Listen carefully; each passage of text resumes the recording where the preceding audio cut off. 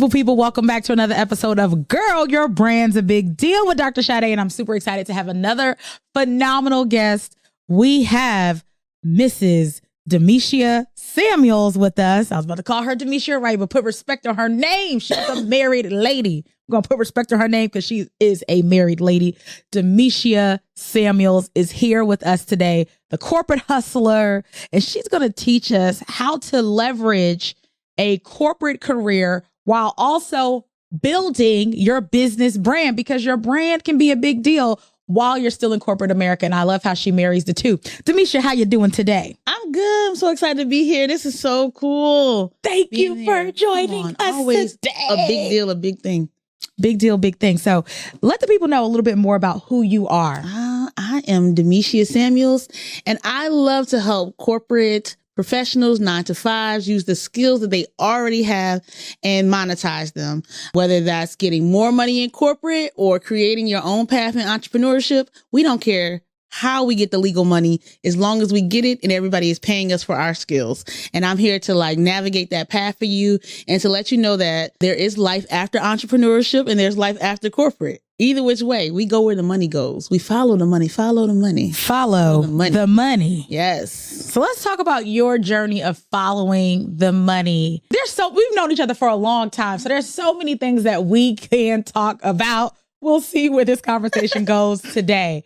But let's talk about, why did you decide that you had the successful corporate career, that having a successful corporate career and then also going into entrepreneurship? Tell us a little bit more about that decision. Okay. Well, let's rewind a little bit. So when I didn't have a successful corporate career, I was taking a class to become a Six Sigma green belt. And my friend basically said, we got fired on our day off, right? But we didn't actually get fired, but essentially they had this thing called mergers and acquisitions.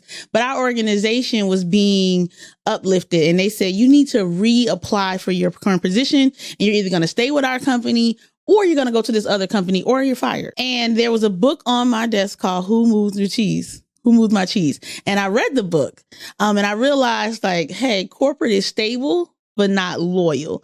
And I didn't get fired that day. I actually ended up, getting promoted and promotion after promotion. But that just caused more anxiety, because I said, whoever giveth can take it away.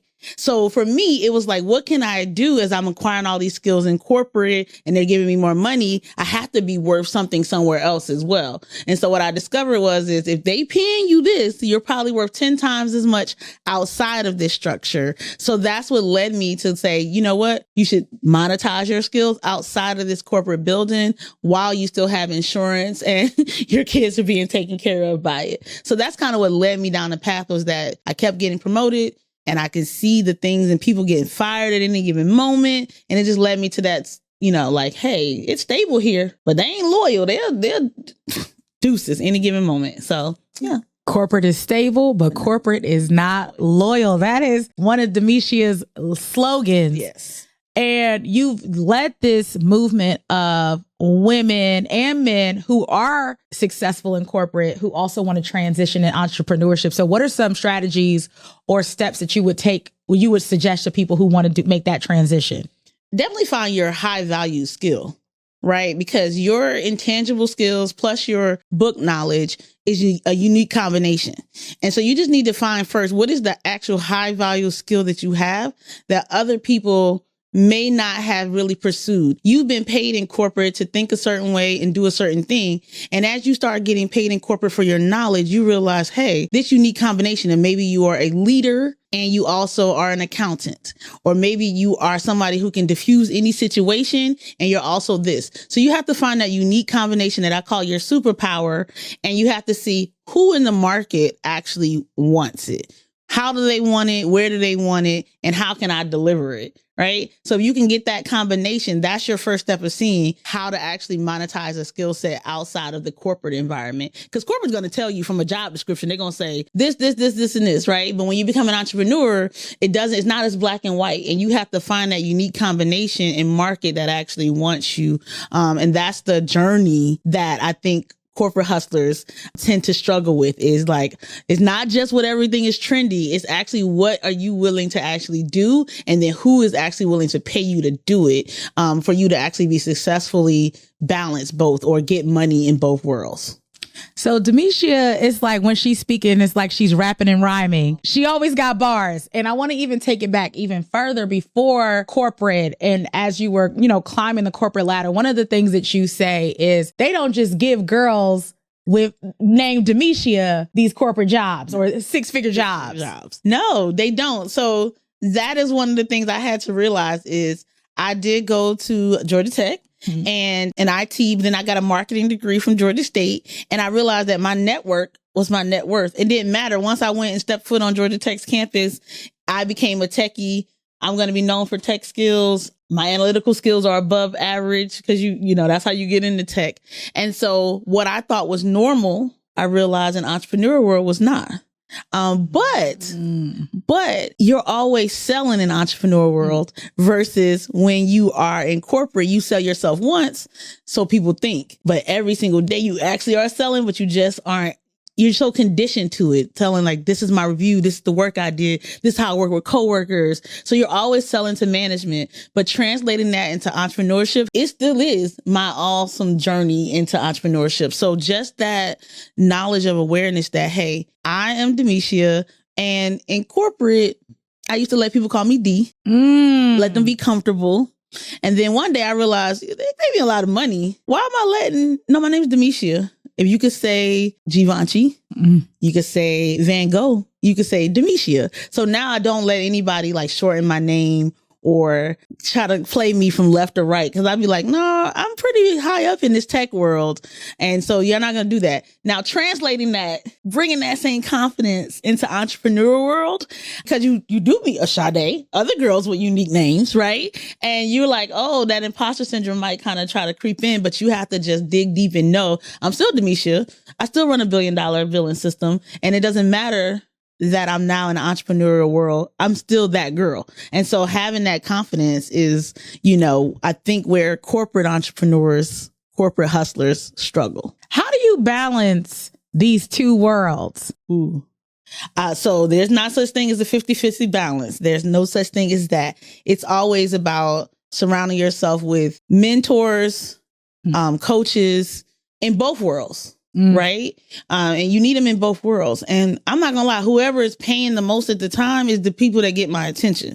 So if I'm on the verge of doing a big project for corporate and I know it needs my attention, I'm not going to schedule a launch during that time. Right. That's where digital products that Sade has graciously showed us how to create come into play to keep income coming in, automation, things like that. But you have to know when to shift, and you have to know what season you're in. Right? Because if you don't know what season you're in, you'll be lost in the sauce, right? So if you know you're in a season of, Scrum Masters are really hot right now, I need to be out here trying to get my corporate bag because they're paying, right? So if you were, during the pandemic, if you was DEI, they was out here paying the bag. So what are you going to sit here and struggle in entrepreneurial world for when they paying bags out here? Now that you've seen that shifted, now it's trying to know what season you're in, and okay, I need to shift back to being a different type of speaker or a different type of this. So it's all about seasons, ebbs and flows. And that's kind of how I keep my balance. I remember when LinkedIn wasn't hot. Nobody wanted to talk about LinkedIn, right? Nobody cared about LinkedIn. LinkedIn creator, what is that? And now everybody has a podcast. Everybody wants to be professional. Everybody wants to come on LinkedIn. So just knowing what season you in. So now it's time to, here go all the LinkedIn products that I've already created several years ago. So it's just knowing what season you're in and not being afraid to step into that season. We definitely need to talk about these seasons in LinkedIn, what Demishia calls, again, her bars, the unsexy social media platform. I think we're seeing a lot of different seasons for entrepreneurs, people who were full-time entrepreneurs who are now transitioning back into the corporate space. What feedback would you have for them? Or what would you say overall about this trend? Have you been seeing it? Or what's your feedback on that for entrepreneurs who are like, I'm full-time entrepreneurship? And then now they're like, okay, now I need to go get a job. So what's your feedback on that? What's your take? Yeah, I'm never mad at somebody who recognizes I need to make sure my life is stable. Right. So don't ever be afraid about going back into corporate. Full-time entrepreneurship is not a game, and it is not for the faint at heart, and it's not for those who don't like ebbs and flows in their income. That's not what, that's not your life, right? It wasn't my life. It's never going to be my life.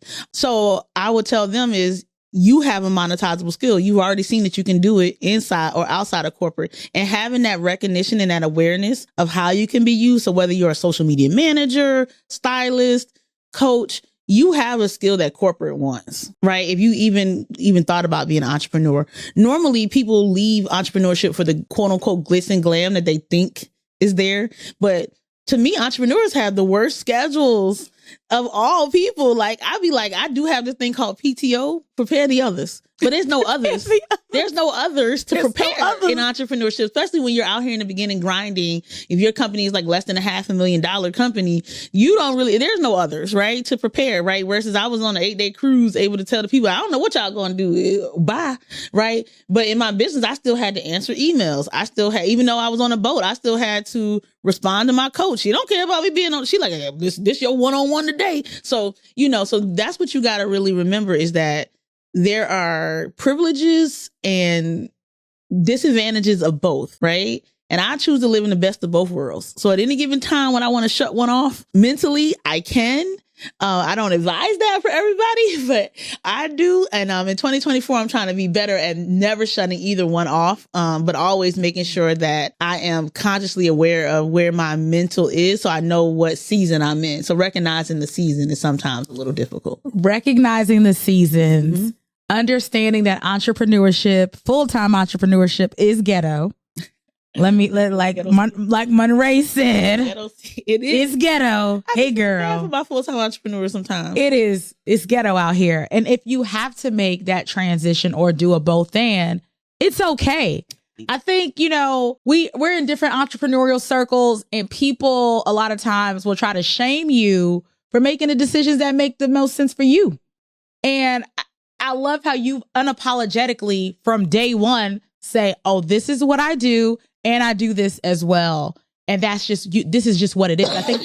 I think you give other people permission for it to be okay. Like, if you don't want to share that you have a job, that's fine, but it's okay to do too. Right. And then you have a lot of people that come to you that are both and I think it's totally fine. Listen, if I get the right offer, I might be out here. People don't know. Listen, your favorite sometimes got a husband with a job. That too. Has a job.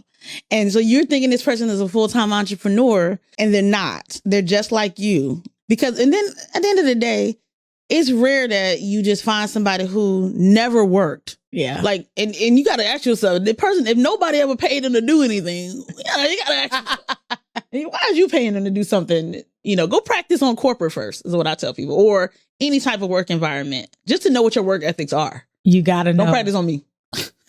Or they gonna practice on you, or they are practicing on you. Their work ethic, yeah. That's just the reality. Get a degree or something, so I know what your work ethic was. Do something is what Demishia is saying. So let's talk about LinkedIn. Yes.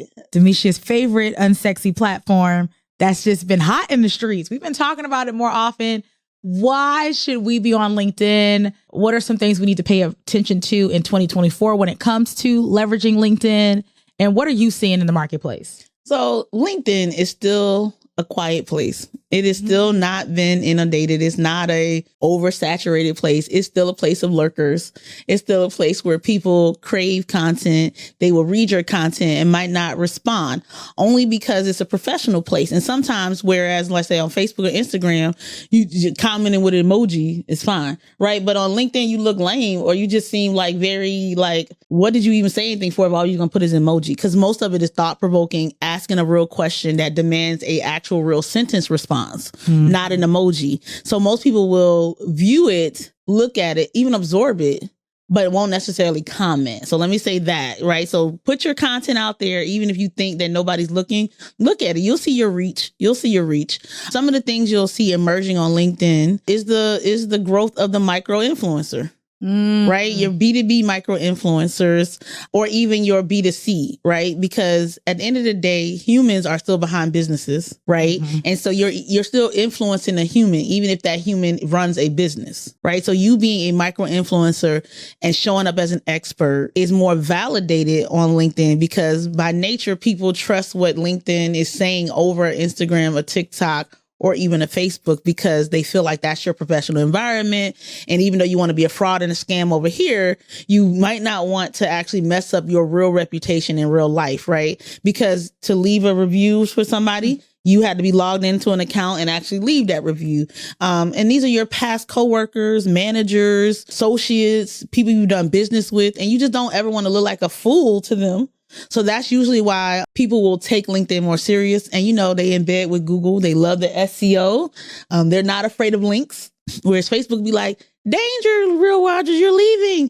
LinkedIn be like, go leave, go read the article because I know you'll be back. So I think the rise of the micro influencer, LinkedIn creators, creating content in your industry, in your space is really important. And then deciding who you want to be over there. Deciding who you want to be. So on LinkedIn, I'm talking more about leadership content and thought leadership and building your brand inside of your company. These are some things that I'm transitioning to. So LinkedIn is definitely a part of my 2024 strategy. I know Demishia is excited about that. We get her to talk about LinkedIn all of the time.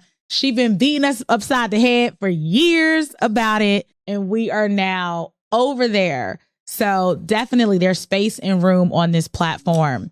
So if someone's thinking about like their LinkedIn profile, maybe they haven't been on it in years, and I have some people that like they never go on that platform.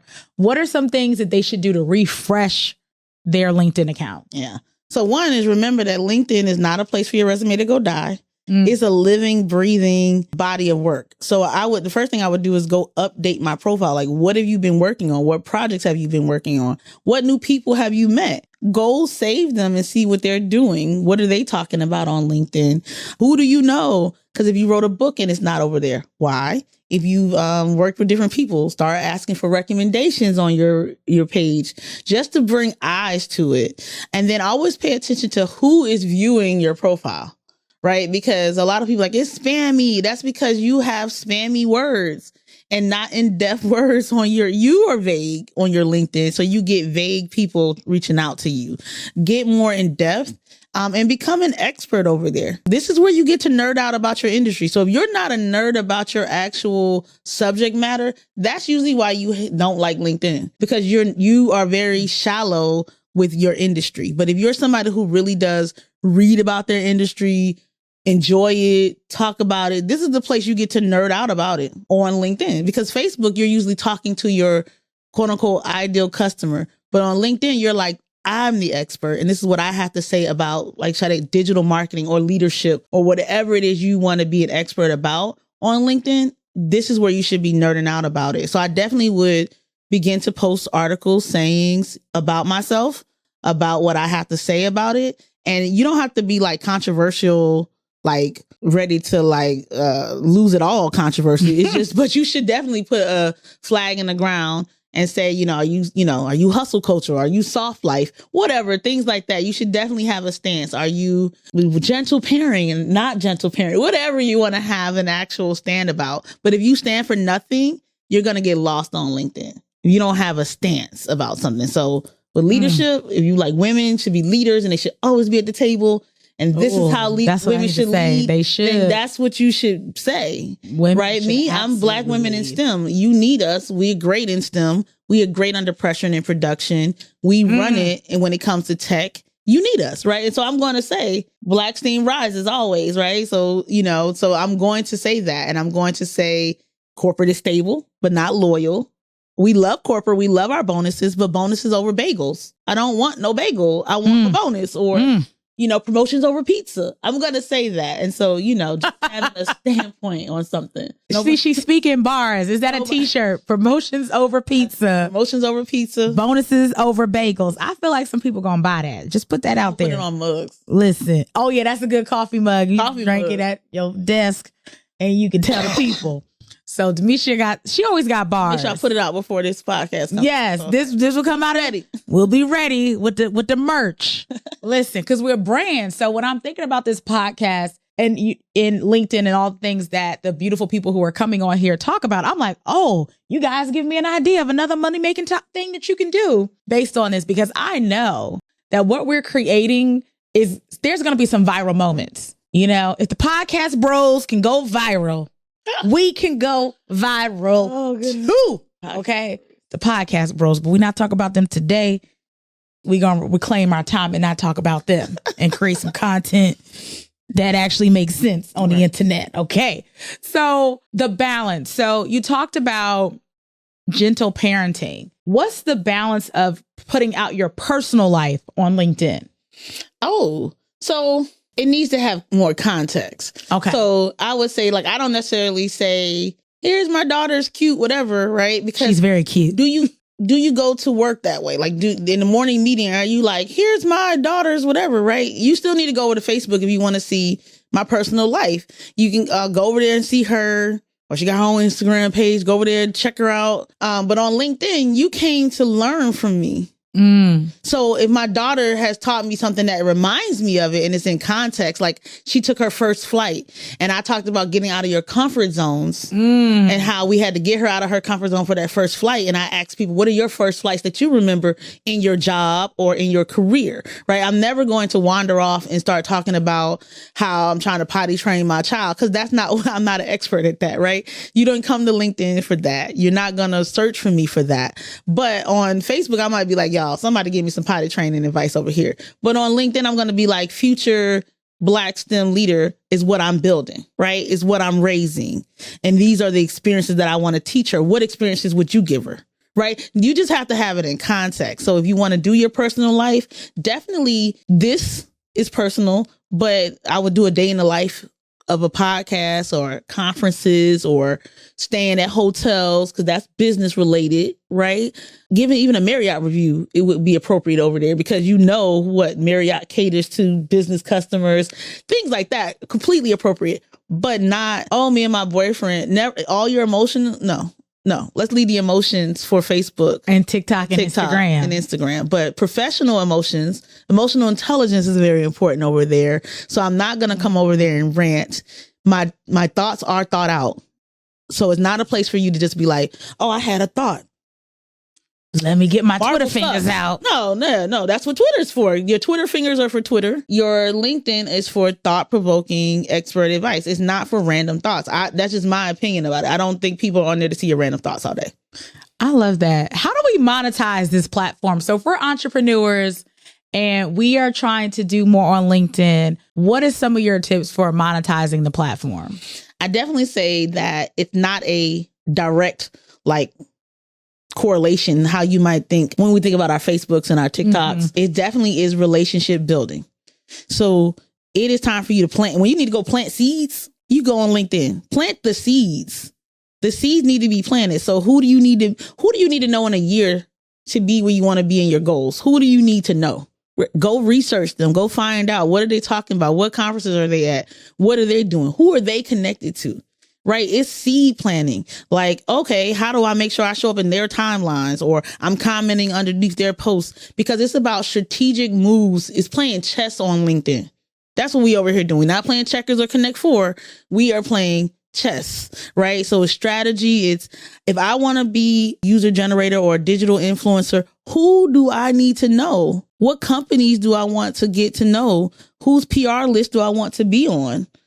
Go find out and go find those people and get into their circles strategically, in meaningful ways that you know you can bring value to. So that, to me, is when you truly are trying to use LinkedIn for purposeful, strategic, intentional ways. And that's what leads to your speaking contracts, you finding out about government contracts, or we talked about ERGs, like, you knowing, like, okay, these people are this in this company, so they probably know this person that I'm looking for. It's all about that. It's because it's still connections, right? A CEO is still a person. Nobody likes to talk to their CEOs on LinkedIn. So go talk to them. Like, I would say, if I wanted my name seen always for my particular company, I look on my CEO's post. He'd be like so excited. And no, it'd be like 20 comments. Our company is over 8,000 people. So why only 10 people commented? So it's your chance to say, oh, this is a great thought, or da-da-da-da-da. Go look at those CEOs. No, nobody be real hard on them commenting. So just, that's just a tip out there. Secretaries, whoever, see who's actually doing it. So yeah, just get out there. So it goes down on the DMs on these other platforms. What's the right way to connect with someone on LinkedIn? Because some people are using it as a dating app. They're just using it for spam. It's getting out of control. So how do we correctly slide in somebody's DM on LinkedIn? One, if you don't know the person, I'm still a proponent of let somebody else introduce you. Okay. Right. And that might be via email or via DMs, but I'm still that. But if you want a cold, then make it make sense, Linda. Make it make sense. So go to their profile, read about it. Like, I just saw your article on leadership. I think you would be a great person for my podcast because you speak on this, and this. I just saw your post. I've commented on your post. So I look like a real person, not a spammy person, right? It's no different from what we used to do. Comment first. Engage first. It's like dating. It's still engage first, look like a real human, so that when you pop up in my DMs, it makes sense. If you don't know the person in your second connection, third connection, then find the common link and say, hey, you went to school with such and such. I know her from here. I think, why are you reaching out to me? Tell me, and don't just try to sell me something immediately. Don't do that. Don't just be like, hey, I just dropped my book. Go buy it. Here's the link. I don't know you. You don't know me, but here's the link. Instead, it's like, hey, I see you're interested in Black women in tech. We've gone to some mutual, conferences. How can we collaborate? What synergies can I talk to you about the synergies we might have? Right. But have intention. So, yeah. Definitely. The DMs definitely goes down in the DMs. It's going down. The dollars are in the DMs, but you got to be intentional. I love that. And I love going through another connection that you possibly have so that they can do a warm handshake. Yes. As some of our folks will call, Adrian Simpson will call it. Yeah, warm handshake. A warm handshake on LinkedIn. That. So this has been great. What are you looking forward to? Like, what's up next for you? I would say for me, it's a little bit of a rebrand, and that I am completely focused on the 9 to 5 and making sure they can get to 6 figures so that they can comfortably actually build a business. I always feel as though when you're not at a certain place, it's harder out here. And I want to make it as easy as possible. And sometimes you're going to go search for entrepreneurship when all it was a change of a position. You really don't even want all them headaches. You really do not want all these clients and headaches and VAs and all the things. You do not even really want that. All it is that you're in a toxic work environment and you just need to shift your skills and shift maybe careers, paths, or careers itself to get what you actually want. So in 2024, it's just me completely showing up as my complete self, meaning like a lot of people don't know how much of a tech advocate that I am for Black women. So me being in that space and showing them that girls named Demishia do make 6 figures and can do so with or without a job or with or without entrepreneurship, because we unapologetically get this money. Unapologetically. And that is really my path. And lots of vacationing in 2024. I know that sounds like people be like, oh, lots of vacations. I'm going to be 44 next year. So I'm excited about that and just embracing that and just being like, hey, I'm gonna be a speaker, hanging out with people, vacationing while helping others, right? That's the whole goal, is to like completely step into helping others. More vacations. That's what I heard. More vacations. Okay. We need more vacations in our lives. And I love this transition of helping people in corporate make more. Yes. Because sometimes it could, like you said, it's just a new position or a new company that they need to transition to, and it'll make the world of difference in their income, so that if they do decide to go into entrepreneurship, it helps fuel it. There's a lot. I want to go back to, there's a lot of entrepreneurs who have full-time jobs, and they're leveraging their income to grow. We've known several people, even people who've built, before they transition out of their 9 to 5, they built a 7-figure business while still I was going to say that. At work. How liquid are you, right? Because how much money is actually in your account? Because I'll just tell a quick story. Is when I was buying my second house, I had fallen into the entrepreneur mindset, and they kept saying, make sure you don't write everything off because you got to show income. So I got my house. They just looked at my W-2s. They didn't care anything about my tax returns because they knew I was buying a house that was my primary residence. They never cared. But I realized that was an entrepreneur struggle not a corporate struggle. And so sometimes you have to know what struggle you want. So buying my house, I did not want the entrepreneur struggle of proving income and doing all the things. Them W-2s came in quite handy. Here's my money. They were like, yes, you have a job. You are stable. You will pay us. Right. Versus I like write-offs and I was still getting them. And so it's the best of both worlds, and learn how to live in it, and learn how to write things off appropriately. Cause it's great in both worlds. I am not opposed to a W-2, especially when you got to think about your goals. And buying a house, it is a million times easier if you have a W-2 versus being an entrepreneur. There's just there's more lenders you can go through. There's just more opportunities. So if that's something you're thinking about, you got to be strategic. Entrepreneurship will still be there.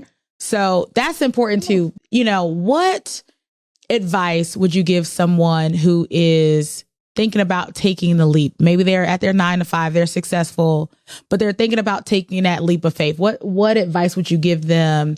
What advice would you give them so that they can secure the bag in a business way, secure their business bag while still being at their job? I definitely would say master the art of delegation. I know it sounds crazy, but the first thing for women, at least, and you have kids, I would definitely say like delegating all house tasks, because you will find it impossible to stay focused on what your mentors or your coaches are saying when the laundry needs to be done, or things that your house was just in order when you only had your job, right?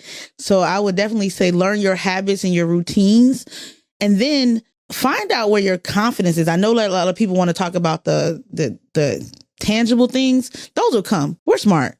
And most Black women probably listen to this podcast. You're smart. You already got the actual tangible skills, but the intangible skill that we don't have is confidence. I didn't realize how much, I know it sounds crazy, my hair not being done would impact me being an entrepreneur. Now I'll go up in a people crazy office with a hat on, but I'm not going live without it, right? So you'll see that it'll bring out insecurities you never even knew existed, because you are comfortable where you are in corporate and what they can and cannot say to you. But here, especially if you want to come in these internet streets, you'll find that your insecurities will creep out. So my advice is to find out what your insecurities are, because entrepreneurs will bring them out and they will drag them through the mud, right? So yes, I knew I was smart, but baby, when the first person tell you no, and your whole life you've been told yes, because we are smart girls, we graduated the top of our classes, and these no's come fast and furious, you'll be like, is it me? Oh my God. And your insecurities will creep in and it'll stifle your life and business. And that's just from experience, that I would be further along had I known to just go to therapy, get those insecurities taken care of that don't creep up in corporate, because Jane and Jill ain't never smarter than you, so you don't even come up. But right here in these internet streets, no, I don't want your products. No, your launch sucked. You got $0 on this launch. It will eat at you. And so I definitely would say learn how to deal with your insecurities and to delegate. That would be my advice. Delegation and dealing with your insecurities. Yeah.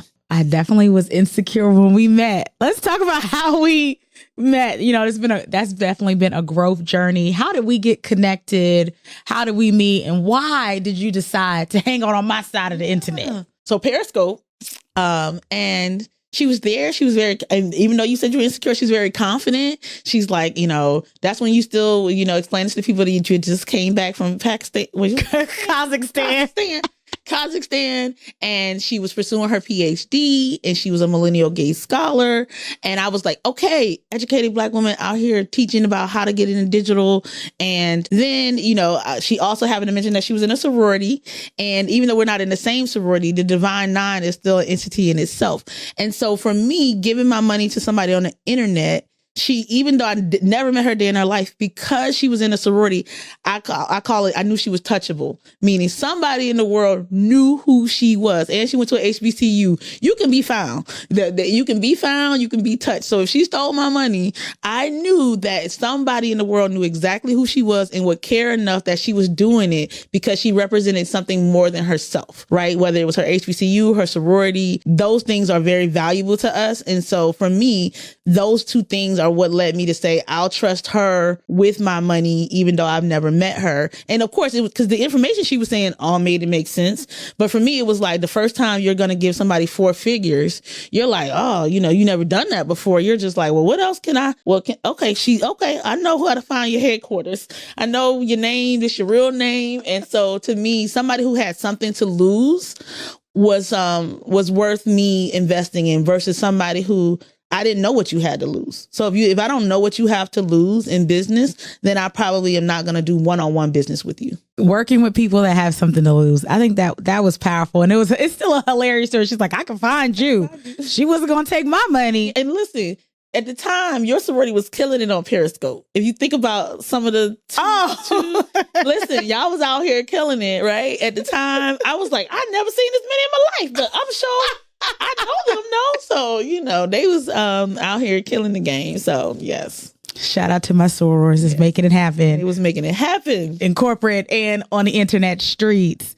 So share with us why your brand's a big deal. Oh, my brand is a big deal because it unapologetically believes in getting money and talking about money. And so that is my unique superpower, is that I am a female that does not mind giving that masculine energy when it comes to money, right? And how we get money, acquire money, keep money. We out here securing bags. Self-care, get in the bathtub, cry yourself a river, but I'm going to tell you to go get this money, right? Because when women, which leads back to why I was always attracted to Dr. Adu now, is because when women have money, everybody is better. Everybody is better. So I know when I have money, my family is already now and in the future is already better. Right? My husband is better. My kids are better when I can secure money because we take care of the community. We take care of everybody but ourselves. Now, I will say that I am learning and I have put into my messaging that you need to get the oxygen first, right? Before you give it to everybody else, because that is a real thing. But in general, my brand is a big deal because I'm going to shake you, throw you down the steps if I need to, and be like, listen, get this money, girl, not at the detriment of any black men. That ain't what this is about. So it is about, though, making sure that you know how to make money. I'm not no financial expert because I'm going to go spend the money, but I'm going to tell you how to make it and get more of it in 10x it, 20x it, 100x it, whatever you choose to do. It's a resource that is in your control and it should never control you. So that's what. It's a resource that's in your control that never should control you. What did they say on the Players Club? The Players Club. Make the money, don't let it make you. Don't let the money make you. Don't let it make you. How can we stay connected to you, Demishia? You can find me at hello@demishia.com. So DEMISHIA. As long as you know how to spell my name, you can find me on every platform. There's only 3 Demishias out there, and there's only one Demishia Samuels. So definitely find me on Instagram, Demishia Samuels. LinkedIn, I'm still Demishia Wright, because that's my maiden name. But when you type in Demishia Samuels, it'll come up as well. Those are 2 places I be the most. And then if you want to be my Facebook friend, come on over and you'll get all the good laughters. You'll get personal and business over there on Facebook. Personal and business fun, all on the Facebook, but she'll be hanging out and responding to messages on LinkedIn. And you come in your group too. And I hang out hard in the group. We hang out in the groups and in person too. Join us at a live event. We are looking forward to the Girl Your Brand's a Big Deal conference live in Charlotte, North Carolina, June 6th through the 8th. We want to see you there. Get your tickets. Tickets are available and they're on sale now. Now wait. Thank you so much, Demishia, for joining us on this episode of Girl Your Brand's a Big Deal. We can't wait to see you in the next episode. Have a great day, beautiful people. See you soon.